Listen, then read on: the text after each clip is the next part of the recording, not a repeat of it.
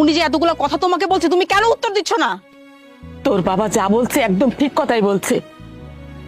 আমি ওনার 80% সম্পত্তি পাওয়ার পর একজনকে ভালোবেসে তার হাত ধরে বাড়ি থেকে চলে গিয়েছিলাম, কিন্তু কিছুদিন পর ওই লোক আমাকে ঘাড় ধাক্কা দিয়ে বাড়ি থেকে বের করে দেয়। আমি আর লজ্জায় ঘৃণায় ওদের সামনে আসতে পারিনি। তখন থেকে আমি তোকে নিয়ে আলাদা থাকি, আলাদা চলি।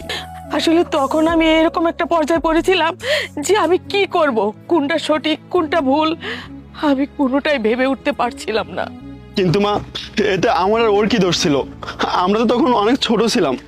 আমি শুনেছি মায়ের মন নাকি সন্তানের জন্য সবসময় উজাড় করে দিয়ে থাকে।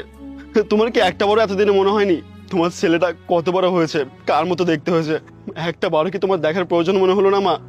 হয়েছে বাবা, হয়েছে, অনেকবার হয়েছে, কিন্তু আমি কি করব?